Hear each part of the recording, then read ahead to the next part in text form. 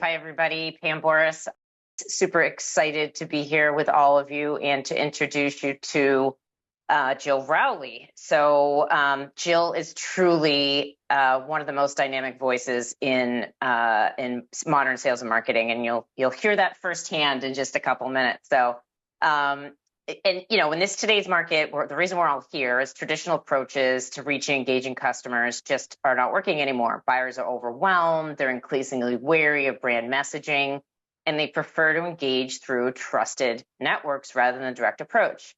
So this means we need a different approach as well to really surround that customer with value, relevance, and credibility. So Jill's going to talk us through a bunch of themes that she's been thinking about. This is going to be a super dynamic conversation. There are no slides in today's presentation, so it'll really be a discussion. There's a lot of us here, so I would say please feel free to use the chat liberally. But if you would like to get into the conversation verbally, please just raise your hand so that we can see you and call on you and bring you into the conversation. So let me just give you officially Jill's official book bio. She is a seasoned leader in B2B SaaS, 24 years of experience shaping the industry. She was an early employee at both Salesforce and Eloqua, and really a pioneer in marketing automation. And she's done a whole bunch of things since then. She's known for social selling. She's a C-suite executive at Marketo before the acquisition of Adobe.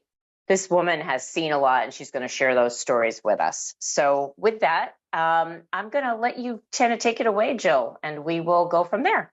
Yeah, thank you, Pam, and thank you to Sammy. I really do appreciate the opportunity to share the knowledge that I've experienced, the knowledge and experience that I've enjoyed over 24 years in B2B SaaS. I used to introduce myself as a sales professional trapped in a marketer's body.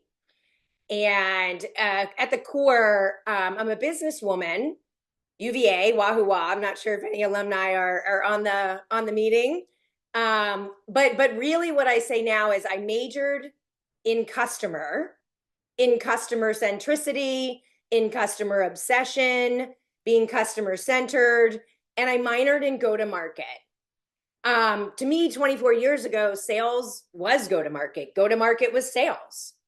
As the rise of the B2B marketer, from leads and clicks to revenue, to customer lifetime value, to advocacy, I realized that go-to-market was actually sales and marketing, and not alignment, but partnership. I don't like the word alignment to describe sales and marketing. I think it's more of a true partnership. And also, let's not forget, a lot of us are in software as a service, so subscription-based and consumption-based.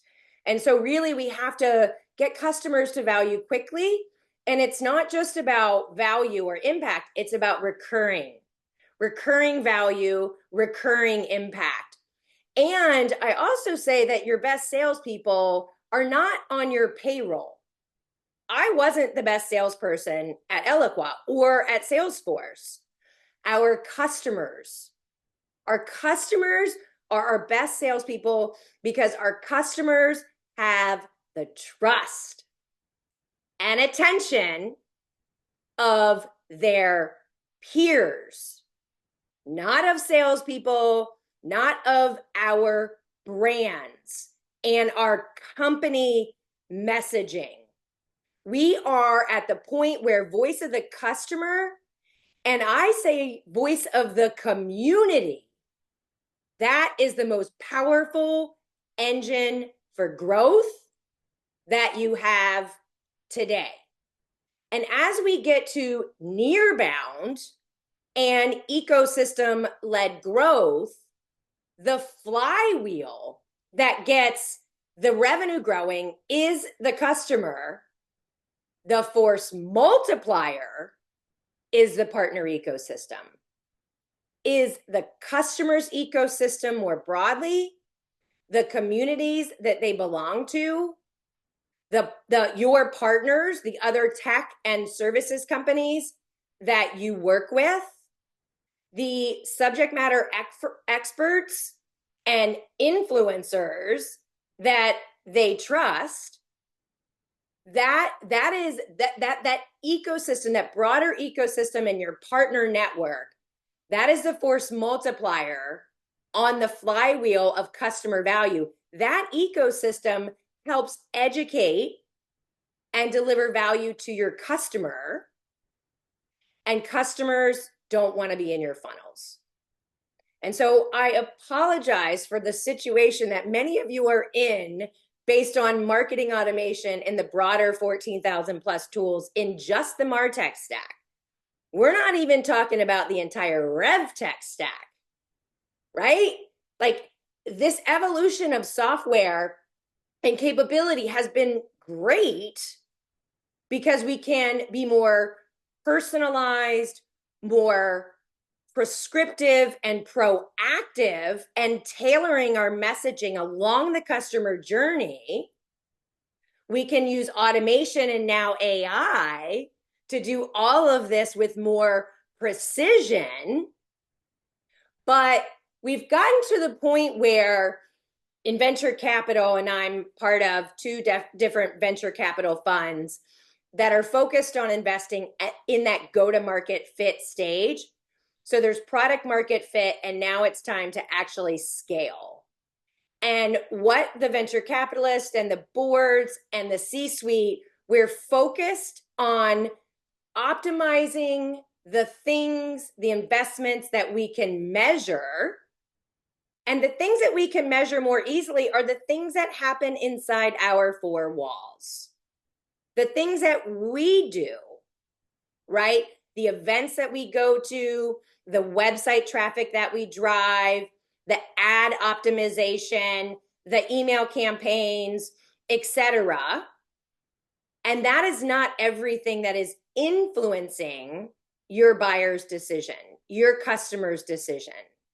Jay McBain, someone I started following a number of years ago, he was at Forrester and he's now Canalys.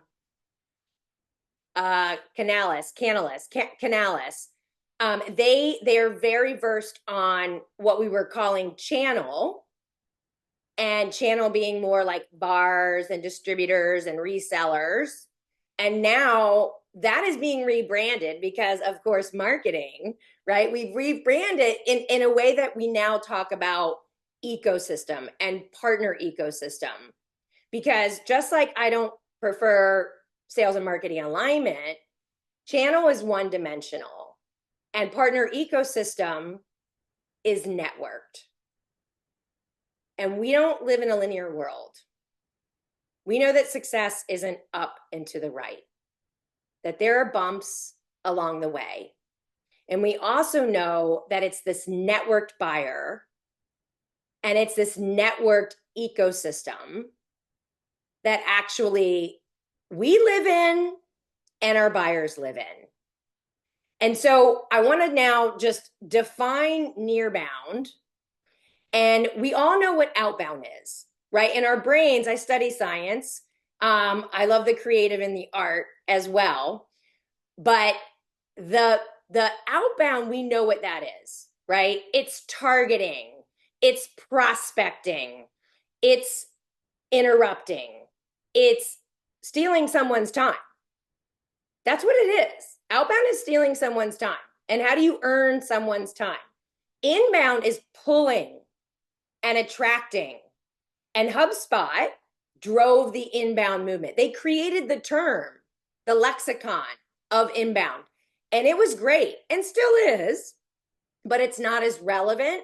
And now that everybody has the ability to create gobs and gobs and gobs of content, watered down, generic AI, which AI is an enabler, just like technology, content that can go in all the channels like this lickety split, we are now overwhelmed and inundated with content.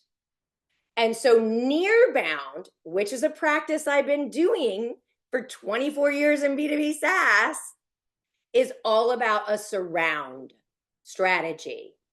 And the surround is the customer at the center, and go with me on this. I don't have a visual, but let's do this together. The customer is at the center. and we say, who surrounds the customer? Who is nearest to the customer, your ideal customer, your future customer, your customer today, the customer that you lost because you didn't do recurring impact and value. So who is nearest to who has the trust and attention of the customer? And then the circle around that is you. And how do you get nearer to the customer? By getting nearer to those who are already nearest to the customer. And how do you build relationships, authentic relationships of trust and value with those your buyers already trust?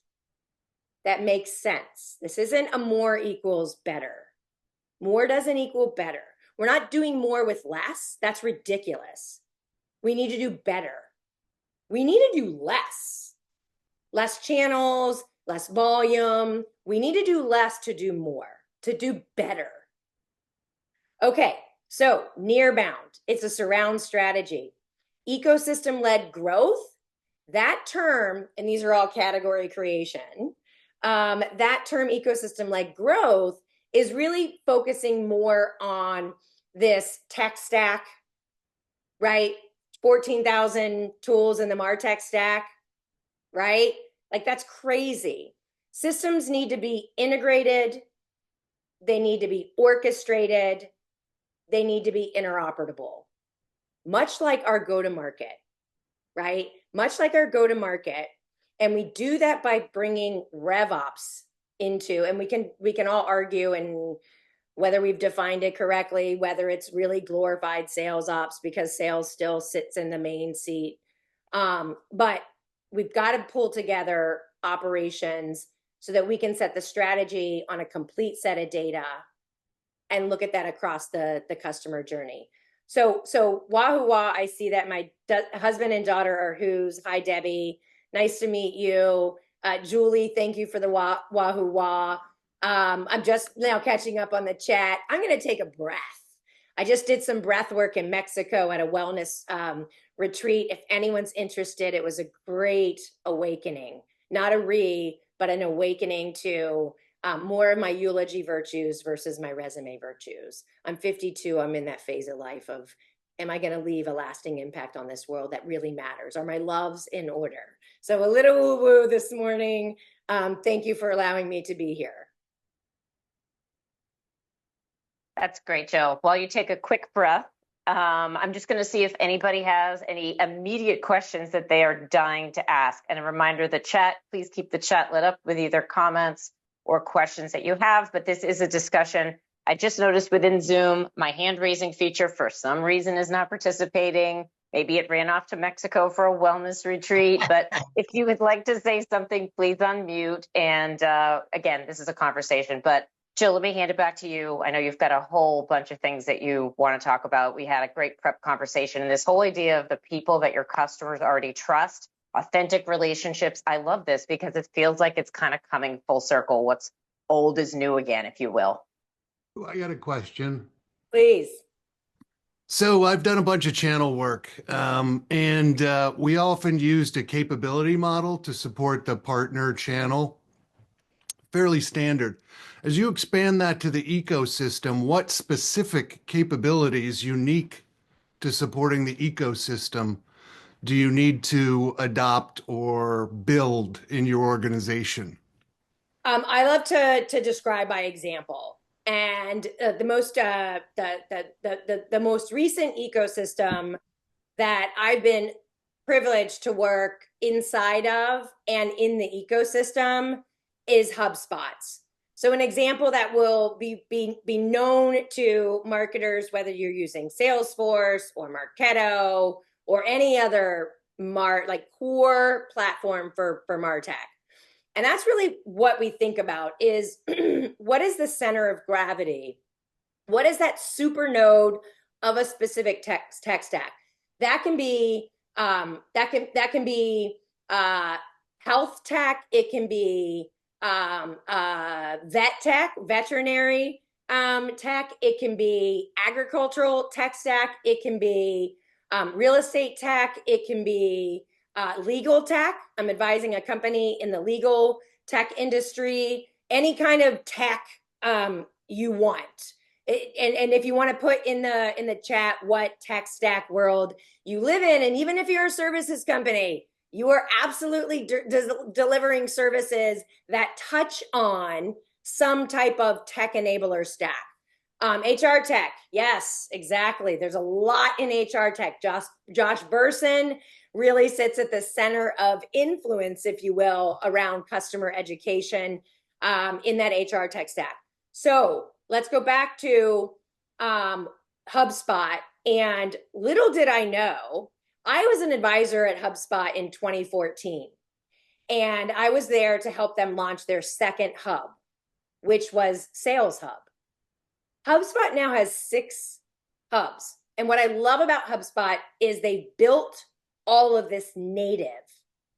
And HubSpot has now gone from 6 hubs, marketing, sales, CS, ops, content, commerce. So 6 hubs. And when they brought Scott Brinker, when Dharmesh and Brian Halligan had a light bulb moment that to really win bigger in the CRM world, they needed to build a true platform. And so HubSpot has gone from a 1 hub marketing to 6 hub suite, integrated and interoperable, built on the same code and also UI, to a platform that has extensive API integration capabilities, to an ecosystem with 1,700 integrated apps on their app marketplace, and a developer platform to build on top of the HubSpot platform. And also on the other side, 6,000, what they used to call agencies, now they call them solutions partners. And these are companies that deliver services on not only the HubSpot platform, but the HubSpot ecosystem. And so let me continue to paint a little bit of a picture. As also HubSpot moves up market to not just serve the SMB, but to serve the mid-market and companies that are, about 2,000 employees, they've had to up-level their services partners, their solutions partners, who have more expertise in complexity, right? In integrating multiple apps into the HubSpot platform and looking at apps that align to the specific hub. So there are different partners in their app marketplace around Commerce Hub. And then within that too, domain expertise around life sciences, around manufacturing. So this layering of industry vertical expertise. And this is a networked ecosystem. It isn't just HubSpot as the hub or the super node and spokes for each of their 1,700 and 6,000 partners. What they've done and they're doing is creating this ecosystem, this orchestration across their solutions and their app partners, and working with services partners that have expertise in designing a solution and a customer journey that is more orchestrated, integrated, interoperable, and networked. There's a lot more to it, but hopefully that will describes somewhat in the context of MarTech that we all know, and then applying that concept to the world in which your customers live, in the industry that your customers and your company operates in. It looks like we might have some questionable brows raised. Anybody want to follow up on that? We also have some other questions that came in the chat as well, Jill, that we can go to if folks are clear. I love Michael's question. Yeah, let's dive into that. Is Nearbound a referral or introduction strategy? So I've done this Nearbound product, which is what is our co-innovation on our product look like, right? Think about that. Do we build it? Do we buy it? Do we acquire or do we partner? So there's this co-innovation on the product side. Marketing today, how do we actually create a joint value proposition, right? When we look at our customer overlap, who are the customers that we have in common already with a partner, whether that be a tech partner, whether that be a services partner, who are our overlapping customers, and what is that joint value proposition for the customer? What are the events that we can do together, et cetera, right? So that co-marketing, and then the co-selling, and the co-selling, the referral or intro strategy, I talk about not intros, like old school channel and sales. It's how do you intro me to your customers? Well, that's a big ask. And so how do we actually get intel, right? We get intel from our partners on the customer. How do we actually earn influence from our partners who already have the customer's business? How do we get influence, leverage influence, and then intros? So it's a lot more than just a referral or intro strategy. That can be definitely a component of Nearbound, but it is not just a handoff, a registration and send it over. That can be a piece of Nearbound. But when I talk about ecosystem and partnerships, I'm talking more broadly and more deeply partnership with two different or even multiple groups of companies. And if these things are like, these are concepts I've been pounding out, and even book Nearbound, and another book, ecosystem-led growth. So you're not going to get this. You're not going to walk away being able to describe Nearbound as a strategy or Nearbound product, Nearbound marketing, Nearbound sales, Nearbound CS, Nearbound ops. You're not going to walk away being able to describe it like this. But there are two books. I am not the author of either of them, but there are two really good books. This one's more about the data and the systems and the process. And this one's more about the philosophy and the motions, the playbooks. So these are great books to go deeper into what the heck is Nearbound? What the heck is ecosystem-led growth? Yeah, that's great, Jill. We'd like to get those titles and stuff and get that out to the group, even post-event. Anne, do you want to come off mute and ask your question? Yep. So I work in a very tiny sector, which is highly networked, and the trusted colleagues are in institutions. They're not business partners. Mm-hmm. So I have seen a strategy that works around education and engagement with the influencers. But we can't get data. That's absolutely verboten. So I'm just wondering how if you could describe some of the relationships development strategies that you've seen work, and how education expertise fits into that, along with bringing them into your world, and how professional associations might fit into that. Yeah, a great question. And it is absolutely a part of this ecosystem, this broader definition. I think of it as anyone who has the trust and influence of your buyers and or your partners, right? And so whether it be an institution, an association, I try to describe it I always try to speak the marketer's world, right? And relate it. Analysts. So who on the call, I just hit yes, no, followed, attended, read and subscribed to, implemented the models of Serious Decisions. So I don't know how many are in the meeting, but I want to yes, no, yes, no, yes, no. Get in the chat. John, thank you. Gretchen, thank you. Margaret, no. Rachel, yes. Mark, no. Yes. Luis?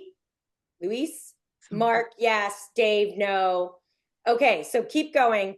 Actually, Pam, who wants to describe Serious Decisions and how they helped your career? I'm not sure if you want my totally unvarnished opinion of that. Yes. Because yes. I think it was a useful model because there wasn't anything else that existed, but then people hung onto it like Velcro and took a funnel model that they used at a previous company and tried to jam it into a new company when the dynamics were completely different and they were wed to conversion levels from this level to this level to this level. And it drove me absolutely bonkers. So that's my unvarnished opinion. Yeah, the copy save as playbook. Yeah. Right. And look, Serious Decisions was acquired by Forrester. So let me start with the concept of your biggest competition is for attention. Right? This is a war on attention. Think about how many things that hit your inbox today. And most of it is muted. Most of it you don't even see. What you've done is say, how do I get all this noise out of my inbox? My inbox, right? That can be multiple channels. It could be your kids calling you. How do I mute my kids, right? They're asking for something that they've asked for 100 times and I can't handle it. So mute my kid. Are you going to unmute the kid when they run in with, a cut on their arm and they're bleeding? Yes, you will unmute for the bleeding arm of the kid. But we're in a war on attention. So that's what our biggest competition is. 2, we're in a crisis of trust, right? And the only thing we're actually selling, we're selling more than this, but the first thing you have to sell is change.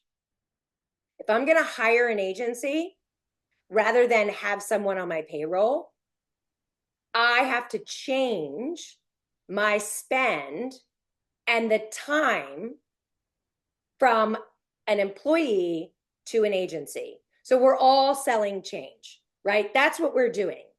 So Serious Decisions was right at the time, and Pam, you nailed it. There was nothing else.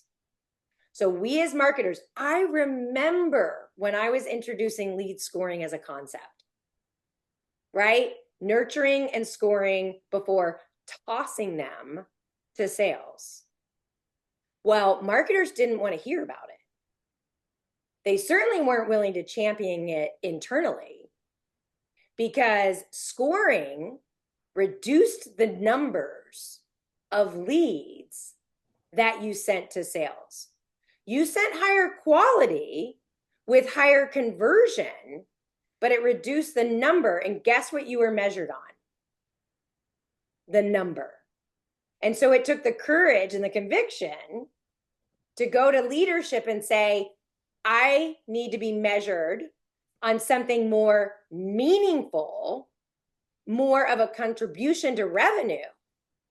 And then they asked you, if they were paying attention, they asked you, how are you going to do that?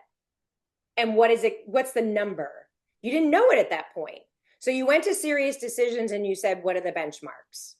That Serious Decisions was a research, consulting, and analyst firm that B2B marketers, it became like the Bible, right? It was the marketing qualified lead to sales accepted lead to sales qualified opportunity, right? That's what Serious Decisions put in place. It was very funnel, Pam. You are absolutely right. And it stopped initially with the close, not now we have a customer. And how do we expand the wallet share multiple products, different BUs, increased usage. Like then they came up with, now we have the double funnel, which is we get the customer, awareness to acquisition, and then customer to expansion. That was serious decision. So going back, trying to tie it back, Anne, to your question, this was an authority in the industry that my buyers subscribed to. And if they didn't, I was selling technology, right? At the core, it was tech. And a fool with a tool is still a fool. Enablement is critical. So a fool with a tool is a fool with multiple tools is a bigger fool. And let me take it to a fool with a social tool is an amplified fool. Tools are just the enabler, right? So we have to have the data, the systems, the process, the enablement of those, the ongoing adaptation, right? Pam, it isn't static, right? Your customer, your product roadmap changes, your industry focus, your buyer persona, you might add a new buyer persona. You might actually X out. You might sell off a certain piece of that you guys aren't, uniquely and differentiated, able to actually deliver. And so this is a change. Like product market fit is a product. It isn't a static, right? Because you can change internally. Hopefully, you're changing based on the buyer, your customer. Like the key thing is to reverse engineer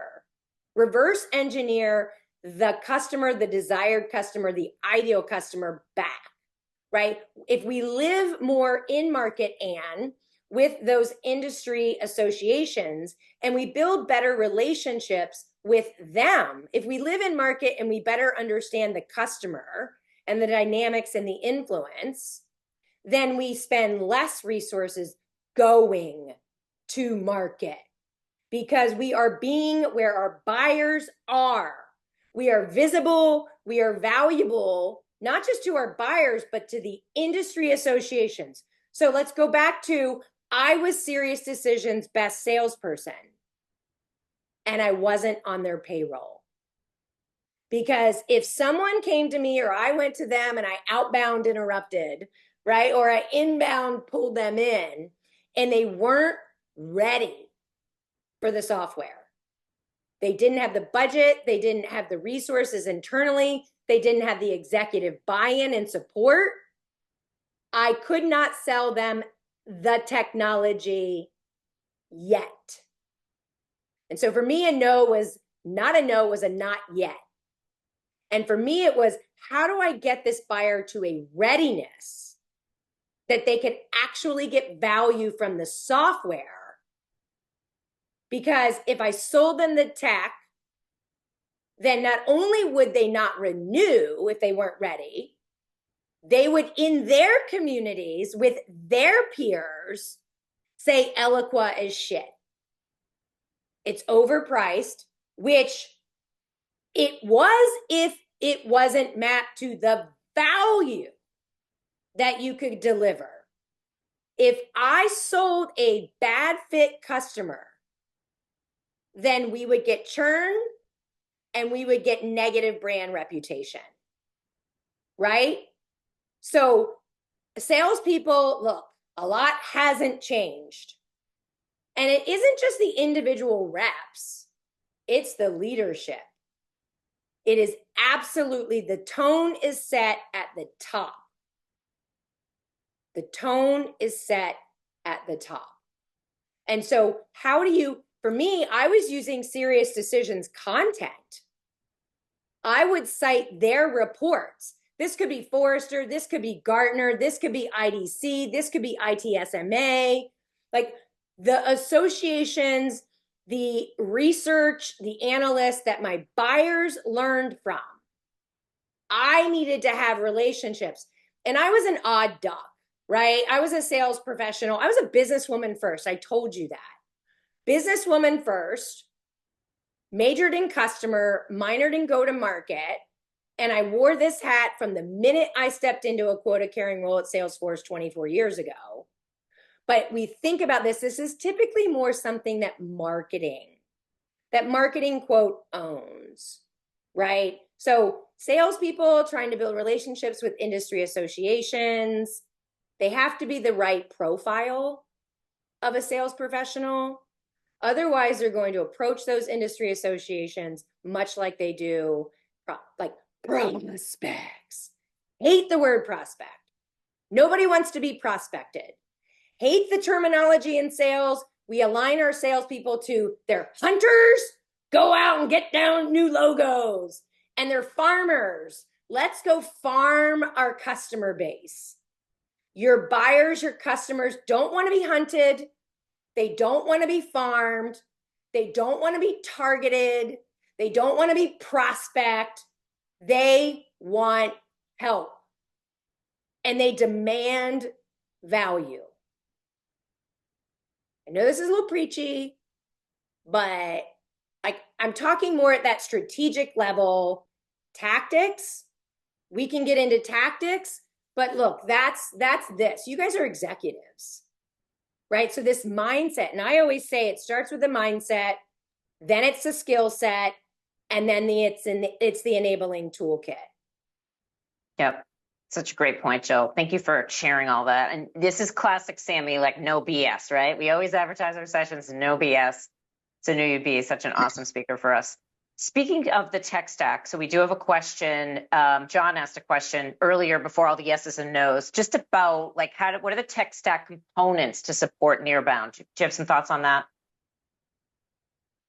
Yeah. John, if you want to go off mute and just give a little more context to the question, I think I understand it, but I can answer the question that I wanted to be asked versus why don't you ask a little bit more about the question rather than me just giving you. No, thanks so much. This is great, really great. And you did touch on a little bit, but it has to do a little bit with, think of traditional CRM kind of contact lists, things like that, or, marketing automation. When you talk about Nearbound, you're talking about, social networks and degrees of separation and relationship mapping. And I've been involved in some tech stack stuff years ago that tried to build some of that. And I don't, it's probably out there, but I don't see it in a lot of traditional CRM and marketing automations. And I'm not sure if, I track and follow and work on HubSpot, but not at the level where I know all the hubs. And so is there a stack being built around this that does that kind of thing in a more robust way that you're familiar with? Is HubSpot delivering on that? Are others that we ought to be looking at from a tech stack perspective? Yeah. Yeah, great question. There is an emerging tech stack category around partner tech, around partner ecosystem tech. And it is reminiscent for me of the MarTech evolution. And if now we're putting this partner ecosystem into our strategy, into our business strategy, into our go-to-market strategy. And look, I'll get into and make sure, John, you pull me back. The 10 largest cloud companies, Snowflake, Adobe, Salesforce, Oracle, ServiceNow, Google, Amazon, Microsoft. I don't know how many I just named, but they all have robust partner ecosystems. They're all the supernode of a hub of other solutions that integrate in a services ecosystem around it. There's a research company called Acceleration Economy, small, and they're like, the branding, you would be like, ugh, but the content is rich. And so they actually deeply cover the top 10 cloud companies and their ecosystem business model. So going back to the tech stack, it's emerging, it's partner tech, and at the core, it is the data layer. It's the data layer. It is the ability in basic. You take HubSpot and 6 Sense. Like they have a partnership. 6 Sense is an upmarket partner for HubSpot, right? Because it's more enterprisey, it's more like complex, it's more expensive. Let's be real. So and for anyone who doesn't know, 6sense is primarily focused on account-based marketing. So how do we market at an account level?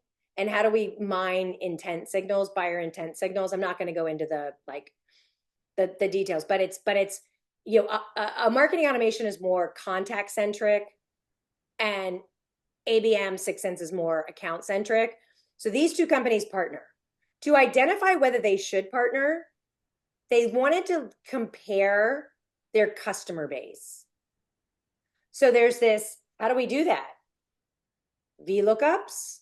One, there's an unwillingness to share your customer data, right? Like, do you want to share your customer data with someone that you're actually not partnering with? You need to get a marketing, like you've heard in customer calls that you're recording via Gong or whatever. Now there's a million pieces of software to record calls, which is great. I'm recording it using Otter here, my AI note taker. It's being recorded within Zoom. So calls are getting recorded, meetings are getting recorded. But are you hearing customers say they're using this other piece of their tech stack? Are you hearing customers saying that they need this functionality that HubSpot doesn't have? There are gaps in HubSpot's product. And so if you're hearing enough of it, you're going to go to 6sense. They're going to come to you. You're going to have a conversation. Hey, maybe we should be partnering. Well, should we? One, is it strategic from a roadmap perspective for HubSpot? Do they actually need to add ABM? Well, is the ABM market growing, right? Is there market, this is strategy, right? Is there market demand for ABM? Is there market demand for ABM within your customer base? And then do we have overlap? So once you create this narrative and you're hearing customers that use both and there's value, then you get to this willingness in a shared, secure environment with not sharing all of your customer data, but now 6sense and HubSpot can use partner tech to compare their customer data. And then, okay, so now we have 1,700 joint customers. Woo! Wow. What's the size of that? And then you say, okay, now what customers does 6sense have that HubSpot has in their pipeline? I'm smelling opportunity. And then what customers does HubSpot have that are in 6sense's pipeline? Now I'm smelling opportunity. And then what's the green field, the white space, right? That they both have in their ideal customer profile, but neither has the business. Should we be putting together joint marketing, co-marketing efforts to capture that white space? So I'll name because there were two companies that were going head to head, Crossbeam and Reveal. These are two companies that have this foundational layer of the partner tech stack to do data-driven, should we be partnering with whatever company, and this comparing of the CRM data at its core and leveraging that data to make strategic decisions around who we partner with, when we partner with them, and then how do we now co-market, how do we co-sell, and how do we create a strategy if it's your customer and not mine, but it's in my pipeline? How do we connect the salesperson where it's in pipeline with the CSM who's closest to the customer? Not trying to get two salespeople together, but your salesperson of who's trying to earn the attention and tell the value story to the partner who already has the customer, the attention, and the value story. So this is complex, right? This is not linear. It's not one-dimensional. And it's the hardest go-to-market motion because it requires an orchestration across your go-to-market. And much like B2B marketers didn't have the respect, didn't have the seat at the table because they were focused on volume of leads and badge scans at trade shows, right? And then the rise of the B2B marketer to revenue, the rise of the B2B marketer to customer value, right? The rise of the B2B marketer to advocacy, customer advocacy, the rise of the B2B marketer to CMOs going into CEO roles, to being on boards, to being in venture capital funds, making investment decisions and operating partners. We're in the very beginning of a similar transformation that will happen in this function of partner ecosystem. Yep. Great answer. I mean, we're running so short on time here, Jill. We're about 9 minutes to go. There's a couple comments, I think good ones. One, I want to ask, a question about, is Nearbound more of an enterprise strategy as work for SMB? So a little bit of a chat going on about that. So what's your thoughts on that? I'm going to ask you to think about it through the lens of your customer, of your ideal customer. Do they live in, do they have an ecosystem of theirs? Do they belong to communities? Do they subscribe to associations? Do they work with analysts? Do they follow subject matter experts? Do they use other pieces of software that you integrate with? Do they buy services from companies that could be your partner to deliver services around your solution, right? Look, it could be as simple as real estate. I want to hire an agent who has the ecosystem of, let's go through, I'm meeting with an agent this morning. She's going to come tour the house and she's going to give me the punch list. She's going to tell me our roof is 20 years old. And a buyer doesn't want to have to spend $25,000, $30,000 on a new roof. They want to do the pretty stuff inside. They want to actually have remodeled bathrooms, right? They might want to do an addition. They might want to hire an interior decorator to pick new paint colors because gray is out.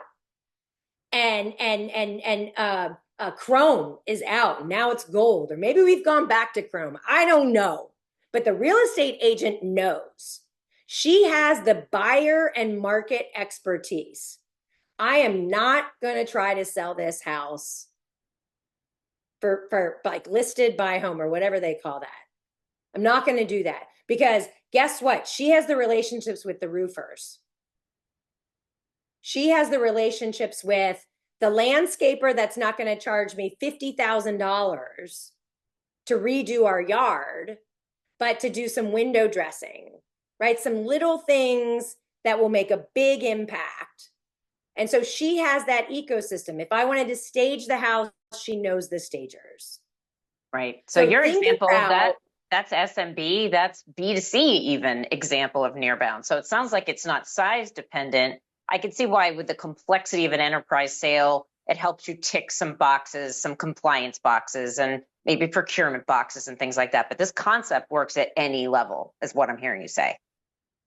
Every level it works, right? If you want to go lease a vehicle, right? Most car companies are not providing the financing for the lease. They have a leasing company that manages the financial aspects. Do you want to go out and find the leasing company? No. You expect more to be delivered by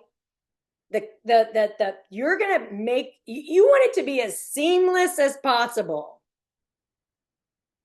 Right. So everything, there's an ecosystem that your buyer wants, that needs, that would, like, it applies. Yeah.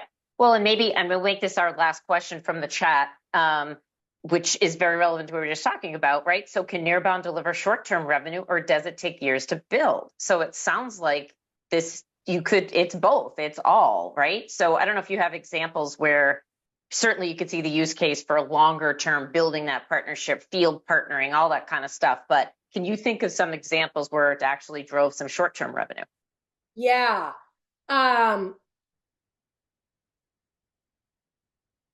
Going back to, I want to build on the HubSpot example. HubSpot didn't have CPQ capability, configure, price, quote. To go out and build that functionality into their product, one, I don't know if if you're in tech companies, getting new stuff on the product roadmap, good luck. Good luck. So who has CPQ capability already? Right? So this really small emerging startup that has some CPQ capability and built on the HubSpot platform, because they said we're going all in. Risky, but also could be incredibly valuable because the riches are in the niches. That applies to literally, like, I was talking on a hike, the retreat, with a woman who, I'm telling her, your network is your net worth.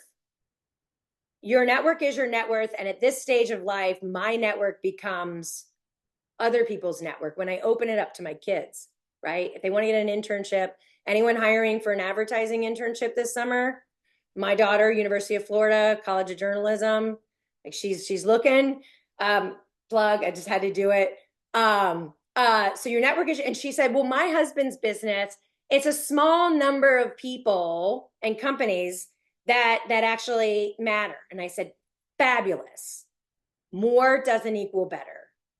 More relevant, the riches are in the niches, the stronger connections that your husband has within that small ecosystem, the more he's going to, like, so more doesn't equal better, right? So anyways, a company called QuotaPath, they went all in on the HubSpot ecosystem, built on the HubSpot platform, I think. Actually, maybe QuotaPath didn't. But they got HubSpot's attention because they built for HubSpot. They actually went and built based on interviews with HubSpot customers. And so when HubSpot's hearing all this, you're losing deals to Salesforce because you don't have CPQ. Now they have QuotaPath, an emerging startup. And now QuotaPath, a big part of their go-to-market strategy is building this tight partnership at a product, at a marketing, at a sales, at a CS within this massive HubSpot ecosystem. Yeah, great example, and immediate revenue for both HubSpot and the vendor. So yeah, love that. Love that. That's correct. Well, we have about a minute. Jill, thank you so much. I'm going to throw to Dave. He's just going to wrap us up so folks can get to their 9 o'clock meetings. Thank you so much for sharing. You're so open on LinkedIn as well in terms of all your knowledge sharing. So I invite folks to follow you or connect with you. But Dave, why don't you wrap us up? And Jill, thank you so much again. You got it, Pam. So on behalf of the EC here at SAMI and the SAMI community, Jill, thank you so much. Great session. Really appreciate it. Really another insightful, practical session that, we know we all can, help us all and applies to our own businesses. Just a few quick notes. The recording will be available next week on Meetup, especially if you registered for this session. We'll be able to get you the link. And this is going to be our last SAMI session for this year. So we'll be back with a new year with great speakers. And speaking of Scott Brinker, Scott is going to be our next speaker in January with a session of understanding the 2025 marketing stack and the impact of AI. So really looking forward to that session. We also have another bunch of great stuff in the works for 2025. So keep an eye on Meetup with alerts for announcements. And listen, have a great Thanksgiving and Christmas holidays. And have a great day, everybody. Take care. Thank you. Thanks, everybody. Thank you. Appreciate it to Sammy. Thank you so much. And thanks everyone for attending. I appreciate it. Thanks, Jill. Gratitude.